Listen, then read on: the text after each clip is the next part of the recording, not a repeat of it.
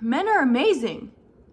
Men are amazing. These days, there is no shortage of content on men's issues, masculinity, dating advice, whatever you want to call them. Content telling men what they are supposed to be doing. But what people don't realize is that they are contributing to what creates those problems in the first place. They keep repeating the same old advice, which is easier said than done. And then the result is a social economic landscape where it is going to bring them even more victims. And I am not only talking about big names like Andrew Tate, Hamza, Fresh and Fit, and others, but this rhetoric is repeated at large by many. Rhetoric that will only succeed in burying men, most men, in a trap they can never escape. I am not sure if they just don't recognize the implications and the results of their advice, or they just don't care about it. Because at the end of the day, it means even bigger competitive advantage for them. On the whole, they're either prioritizing, let's say, fun, hedonistic pleasure like travel or short-term relationships,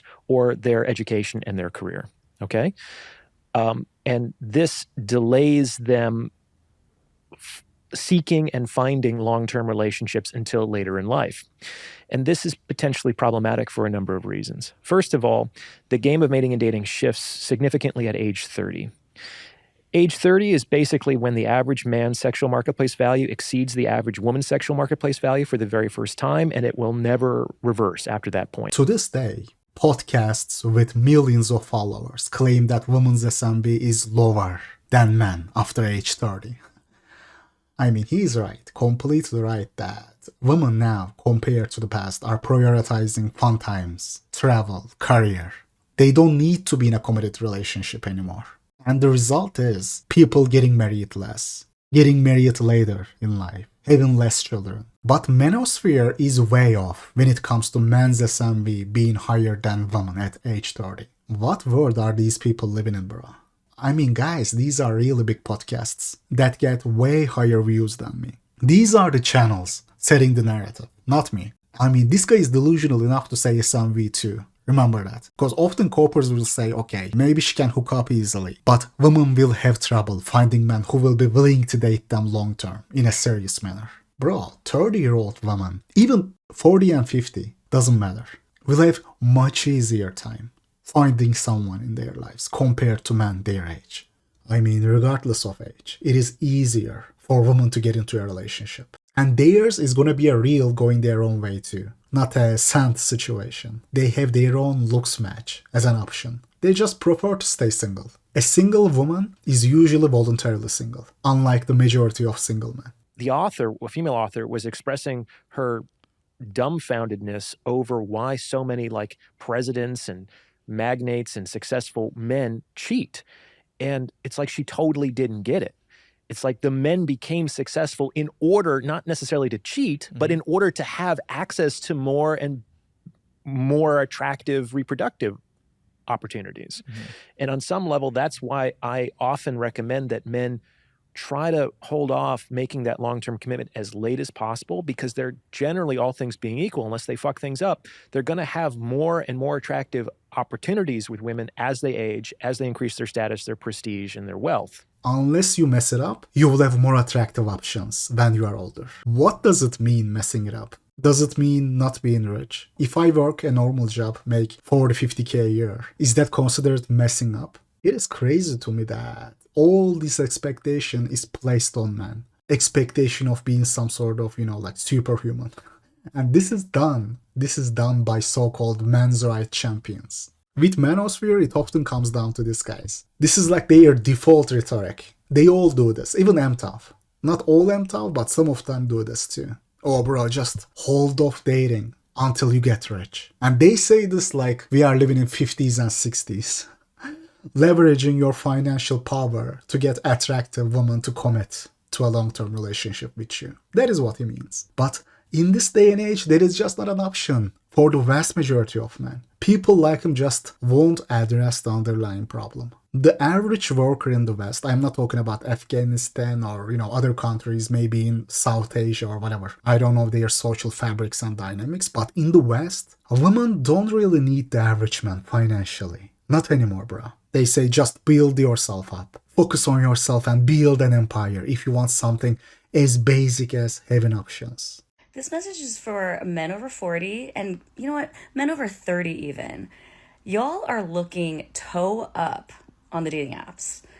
As women make more and more money and we're not forced to be with someone for economic stability, guess what? We're going to be going for attraction. We're going to go for romance. All these things that we couldn't go for because we had to prioritize financial stability for the future of our children and to have a roof over our heads. We couldn't have our own credit cards 30 years ago. And while every time a new episode comes on, the whole barbershop shuts down and we all listen to it together. We think that you're the best. We'd love to have, come in anytime for a free haircut, man. Our pleasure, our way of saying thanks. Yeah. Wow, I didn't take him up on it, but I was moved. I was touched. And it took me a while to figure out that was the first time I had ever been offered something as an adult man, just for being like me. You know what I'm saying? Yeah. Then I was like, well, wait a minute.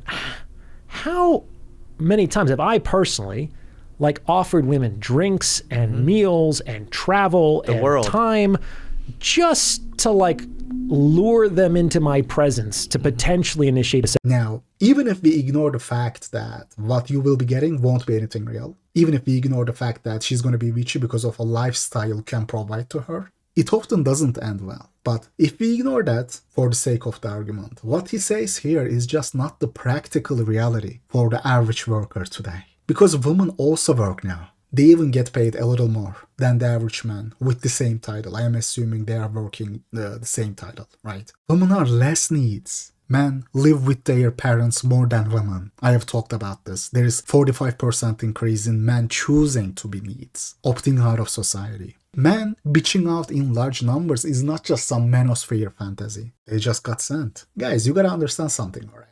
What we experience, what we see now in today's day and age, is the direct result, natural consequences of work-oriented, materialistic culture. A culture that will only benefit the guys at the top. It's just natural consequences. Women working 60 hours a week, work life being glorified. People always bring up immigrants, saying that they increase competition for jobs. But when you look at it historically, with women participating now, there is twice as much competition compared to the 50s and 60s. It basically doubles the workforce. I mean, guys, I am just stating a fact here. Higher the labor supply, lower the bargaining power for the existing workers. Which in turn, of course, enables bosses cut salaries, right?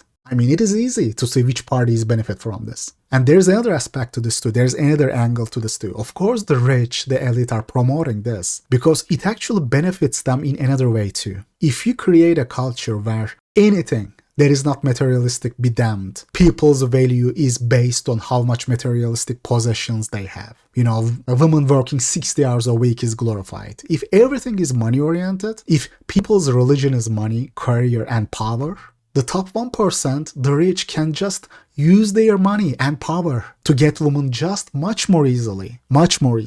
I mean, if you are the boss of that woman working 60 hours a week, if she's taking orders from you, will she respect you more or her husband more? Question mark.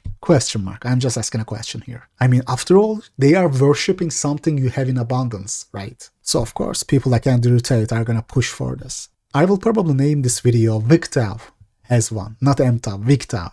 But what I mean is this, really, more like the rich and elite has one. WGTOW, women going their own way, is just the natural child of that. Now we are living in an extremely materialistic world, combined with liberal social landscape, and the result is this. I mean, guys, you are gonna say, okay, Rehab, humans are innately, naturally materialistic. You might say that, and you would have some solid points. But when you combine that with social liberalism and technology, you are gonna get this. This is by design, to keep the wheel turning. Oh, you gotta get rich and get rich fast. Sure, bro.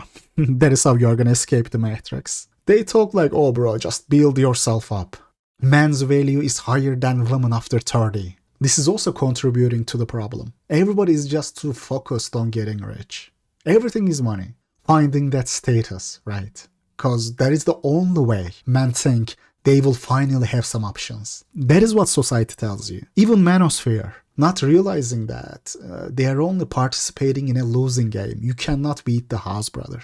losing game for the vast majority of men. Because now, going to college and holding a job is not enough, is not provide you with that lifestyle. Or as you hit 40, 50, you're gonna have more attractive options. Just keep at it. No. What you will have is less hair, gray beard, less enthusiasm, and just a woman who's tolerating you. And that is if you are lucky. Some men won't even get that.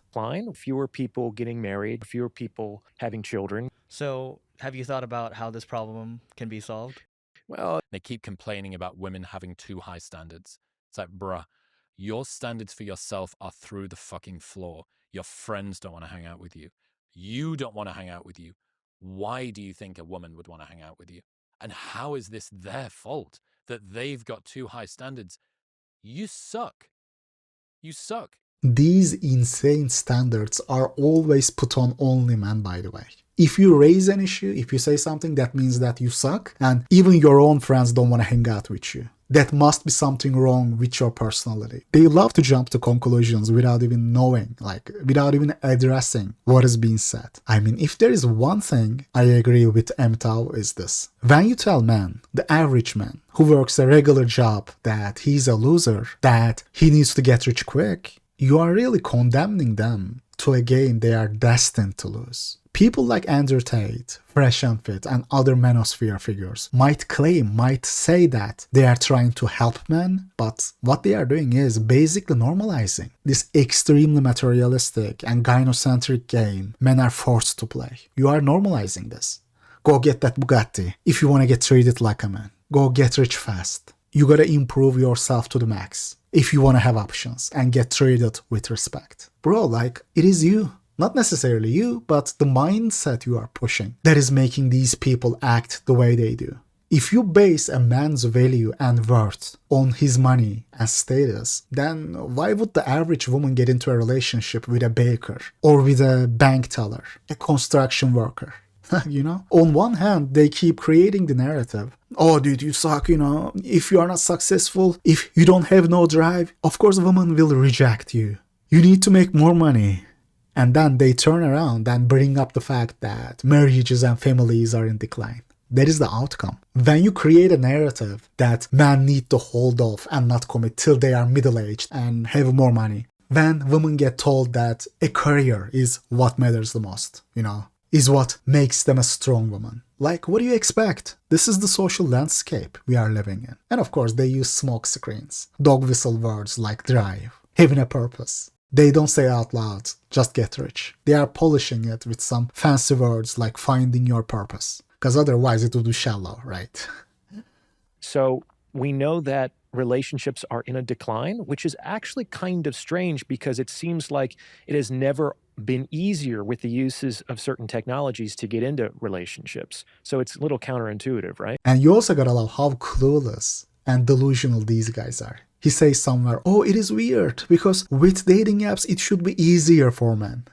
Brother, male loneliness is not happening despite online dating, but because of it. At least one of the reasons contributing to it. I am not saying it is the only reason, but one of the reasons contributing to it. But these guys are so out of touch with reality. It is easier for women and very good looking men, and maybe for rich guys like him. He has a very big channel, getting a lot of views. He's also a therapist in San Francisco. Claims to charge his victims, his customers, very high rates. So for dudes like him, maybe, but not for people like us, not for the 95% of men.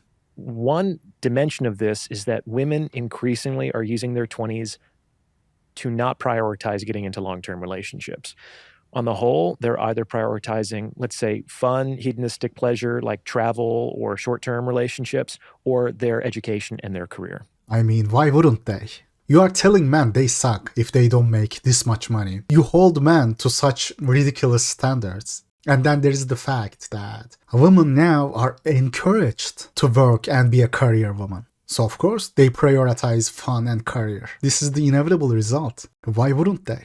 When you think about, maybe the last 20, 30 years or so, a lot more women have been going into the workplace and they've been making equal or more money than men, Sure. right? Which I think is a great thing. It is great if you are an employer, because that means the labor supply is now doubled. You get twice the applicants. The bargaining power of workers are down. But is it really great for every party in the equation? Is it for the average man? But what that means as women become more successful, both in terms of their educational attainment and their income and their lifestyles, it's harder for men to offer them a significantly better offer. And a lot of women, I think understandably, might prefer to be single and unpartnered than to be partnered with a man that they perceive to be a liability. Correct. But what is the advice given to men in that predicament? Just hold off looking for relationships, focus on being the best boxer you can be. I mean, you can put it any way you want. You can word it any fancy, sophisticated way you want. But it comes down to that advice. Just be a better boxer. I mean, WGTOW prevailing was always gonna happen, guys. Always gonna happen with that mindset pushed on men. Always. Like, no one will enjoy greater optionality than a young, beautiful woman, right? But if you're a rich, famous man, you have comparable optionality. But many men never get to explore that optionality because they commit to a woman in their late 20s or their early 30s before they really come into their own. Oh, it is because you decided to commit early, not because you can never be rich or famous, right? Sure, bro. I mean, at least he's naming it. He's calling it as it is. Being rich and famous. A lot of other people use fancy words to hide what they are trying to say, to sound less shallow. Finding your purpose. Instead of straight up saying, look man, you gotta be rich. You don't want to be alone for the rest of your life? Try being rich and famous. They just use some smokescreen words. What if that purpose is simply playing video games? No, of course not. Of course not. That ain't a real purpose. But you know, at least as delusional as he is, this guy is straight up saying, hey man, try being rich and famous. What are people to do? It seems like everything's just broken now. I mean, you kind of mentioned that, online dating actually decreases the likelihood of a relationship starting. So let's go into that a little bit. Yeah, this is sort of counterintuitive. You would think that with online dating, it should be easier than ever to get into a relationship. No, you wouldn't think that actually. Well, only you would think that. We don't think that, brother. It did get easier for the top 1% of men though. That is real. Maybe for rich men like him, it might have gotten easier. Now that they don't have to create genuine attraction through their looks. They can just skip that level with their money. If this guy had to find genuine attraction without leveraging his money and status, he would be a viewer. A viewer of mine or Hemeran's, as I always say. But online dating and feminism gave those men that option. Now they have access to young and attractive women. I mean, rich men always had that option. We gotta be real here. But now, it is even wilder, cause now there is no stigma around women being promiscuous. It is encouraged women. And then now real wages are down. Women participate in workforce and make just as much money. Like the SMV of the average man has never been lower in a very, very long time. And remember, whatever makes the oofy doofy weaker will only make rich men more powerful. Men are attempting to exchange resources for sexual opportunity, and women are attempting to exchange their sexual opportunity for resources. And I'm using resources in the most broad sense possible. It's not necessarily money, though it certainly could be. It could also be attention. It could be emotional validation. It could be instrumental support. It could be children. It could be commitment. It could be time. What I love about these guys is their assumption that just because it doesn't happen to them, it can't happen to anybody. When you are a hammer, everything looks like a nail, right? He described the beta box phenomenon perfectly. It doesn't have to be with fiat money, but this whole rhetoric of, oh bro, women cannot love. They only use men for resources. Bro, with you, yes. With the vast majority of men, whom women consider to be below average in looks, yes. That statement is true. But I love how all these guys don't understand that. That is not the case for everybody. Good-looking and tall men get the real version of it, brother. To be honest, it might be more important for men to have the experience than for women to have the experience, but who are they going to have the experiences with? You understand? Yeah. All this has driven me to a point where I'm dating a man now. It's tricky. This is because women tend to choose competent men. Competent is one of those dog whistle words they love to use to make beta boxing sound sophisticated and noble. What if you are competent at something that doesn't bring money? Let's say you are Radiant, it was Radiant, right? Let's say you are Radiant in Valorant. They'll say, oh, sweetie, see, there is not real competence. Competence isn't real competence if it doesn't bring you a lot of money and status. Just say the word, bro. So let's look at what happens when a guy sits down with a dating app. Within his subjective experience, it's one of him and an infinite sea of women. Okay? So what he's basically thinking is, I'm in high demand relative to a inexhaustible supply. Men are increasingly emboldened to just say, hey, are you going to put out? Because I know that there's somebody else out there who will, and he's right. Yeah. Okay? These people have absolutely no touch with the reality. That couldn't be any further from the truth. The truth and experiences of the average guy.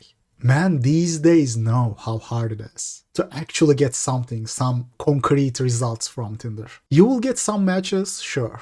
But even getting dates out of those few matches is a challenge for most men. The data is out there. How many of those right swipes actually translate into matches? And then how many of those matches translate into dates? And then how many of those dates translate into something, you know? But of course, since a lot of dudes fall for the, oh bro, you know, just lie about your height and edit your profile pictures. Since a lot of guys fall for this meme, they might get some matches and dates even, but women will realize that they have been basically catfished. That is one of the most meme-ish advice, bro, you know, edit your pictures. The picture meme, right? Okay, let's say you got the matches. You even got the date. You think she won't realize that you basically catfished her?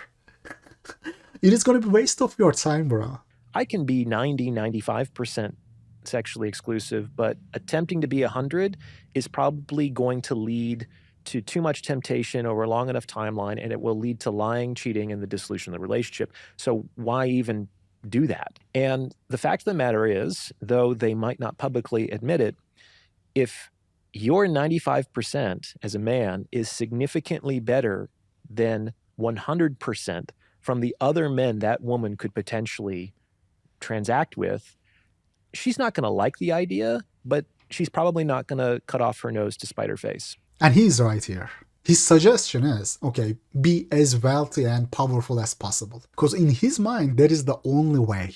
The only way. And guys, you gotta understand, from their perspective, they are right. Because that is the only way these guys can ever get any action. They never contemplated on relationship dynamics when they were young. When they were just nerding out during high school and college. So to them, that is the only way. And of course, when the relationship you're in is nothing but a transactional exchange, she won't care who you find.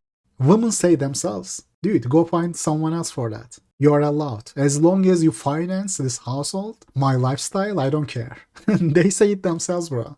This happens more than you think. Oh, they don't mind if it is 95%. Brother, they don't mind if it is 0%, 1%. As long as she doesn't have to touch you, they are fine with that. That woman also expects the man to live with him and to make a certain amount of money and to be a passionate, exciting lover and to et cetera, et cetera, et cetera. It's like a lot of women say, if I can't have all of that, I'd rather have nothing, which might be worse for them and for the children. But that is the exact result of what they call the great. If women are making more money than their male peers, if there are less female needs living with their parents, why would they need the oofy-doofy for? That is why they choose to be a single mother. If they can't tie down a dude they're attracted to, they end up becoming single mothers. They would rather take that risk and hope that a baby will make that difference, will make Chad stay.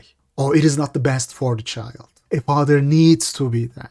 Brother, you gotta realize that a lot of women will try to baby trap a dude, hoping that a baby can change things. There is not much sense in their heads when they bring those kids to life. No proper game plan or anything, as if the well-being of the child was any of her concerns when she conceived that child. In a world where looks and materialistic possessions are what matters the most, the vast majority of men are expendable and really have nothing to offer. This is just the reality of the case here, man. And the advice given by Manosphere, doesn't matter how much they are complaining about it, is only making the WGTOW stronger. I'm gonna end the video on this note. Manosphere only makes WGTOW stronger with their rhetoric. You can't beat the house by telling men they need to get rich and get rich fast. You look at the others, the rest are repeating Andrew Tate's advice. They just use more sophisticated dog whistle words to come off noble and cool. WGTOW has already won. Already won. Whether we admit it or not. And I don't see this changing, guys. I don't. Not in our lifetime. The genie is out of the bottle now. This is why I say, guys, if despite all my advice of looks maxing, if despite everything you cannot attract women genuinely without holding them hostage economically, if you cannot achieve that, you should only make money for yourself, for your own well-being and comfort. A transactional marriage, these guys suggest you to do with a woman who will be settling for you when you are 35. That is only going to make you regret your decision later in life. If you didn't get that type of love when you were young, before you worked hard and found money, don't think that it is going to work out. She might think to herself, okay, whatever, man, this is life. Such is life. I will just settle for this guy. I will just get used to it. It is not going to work out, brother. It will not. Don't be a free agent in life.